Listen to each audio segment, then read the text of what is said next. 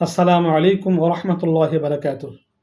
আজকে আমরা গীবত করা হারাম, ৬ জায়গায় গীবত করা জায়েজ এই বিষয়ে কিছু আলোচনা শুনব।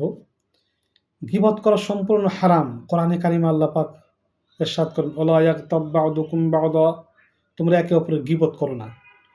আইয়ুহিব্বু আহাদুকুম আন ইয়াকুলা লাহমা আখিহি মাইতান ফাকারিহতুমু, তোমরা কি চাও তোমার ভাইয়ের মৃত তোমার মৃত ভাইয়ের পচা গোশত খেতে পছন্দ করবে? গীবত করা এর চাইতেও ভয়ঙ্কর কাজ। আল্লাহ রাসূল ইরশাদ করেন, ক্বালা নবিয়্যু সাল্লাল্লাহু আলাইহি ওয়াসাল্লাম, মান কানা ইউমিনু বিল্লাহি ওয়াল ইয়াউমিল আখির ফালইয়াকুল খায়রা আও লিয়াসমুত। যদি কেউ কথা বলতে চায় সে যেন ভালো কথা বলে, আর তা না হলে যেন চুপ থাকে, তবুও যেন সে গীবত না করে। আল্লাহ রাসূল আরও বলেন, মান ইয়াজমালনি মা বাইনা লাহাইহি ওয়া মা বাইনা রিজলাইহি আযমাল্লাহুল জান্নাহ। যদি কোনো ব্যক্তি আমাকে দুই পায়ের মাঝখানের লজ্জাস্থানের জামানত হেফাজতের দায়িত্ব আমাকে দিতে পারে, আর যদি তার এই জিহ্বা জবান হেফাজতের দায়িত্ব দিতে পারে, আমি মুহাম্মদ সাল্লাল্লাহু আলাইহি ওয়াসাল্লাম তার জান্নাতের জামিন হয়ে যাব। তো তারপরে কোনো অবস্থাতেই গীবত করা জায়েজ নাই, এটা মারাত্মক গুনাহ। তাহলে গীবত করা কবিরা গুনাহ, এটা মারাত্মক গুনাহ। কিন্তু ৬ জায়গা গীবত করা বৈধ। ৬টা জায়গা শরীয়ত অনুমোদন প্রদান করেছে যে সেখানে গীবত করা যাবে, জায়েজ আছে। ১ নাম্বার, নির্যাতনের বিরুদ্ধে অভিযোগ করা। নির্যাতনের বিরুদ্ধে অভিযোগ করা।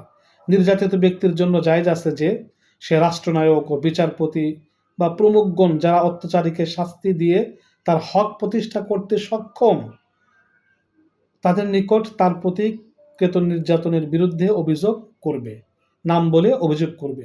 অতএব সে বলতে পারে, অমুক ব্যক্তি আমার উপর এ ধরনের অন্যায় অত্যাচার চালায়, আপনারা মেহেরবানি করে সেটা বিচার করে দেন। এইভাবে বলা জায়েজ আছে, এটা গীবতের গুনাহ হবে না। ২ নম্বর, গর্হিত কাজ দমন ও অবাধ্য ব্যক্তিকে সঠিক পথের দিশারি করার ব্যাপারে সাহায্য সহযোগিতা কামনা করার জন্য গীবত করা জায়েজ আছে।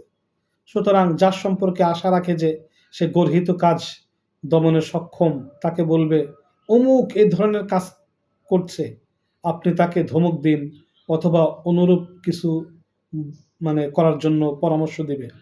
গর্হিত কাজ দমন বা অপসারণ করাই কেবল উদ্দেশ্য থাকবে, ক্ষতি করার উদ্দেশ্য থাকবে না। এই উদ্দেশ্য ছাড়া অন্য কোনো উদ্দেশ্য থাকলে সেটা হারাম হয়ে যাবে। ৩ নম্বর, ফতোয়া তলব করা। মুফতি সাহেবের কাছে গিয়ে কোনো ব্যক্তি যদি ফতোয়া তলব করে, আমার স্বামী এরকম করেছে, এরকম বলেছে, অমুকে এটা করেছে, এটা করেছে, ফতোয়া তলব করার জন্য যদি কারো কাছে গীবত করার প্রয়োজন হয়, সেক্ষেত্রে গীবত করা জায়েজ আছে।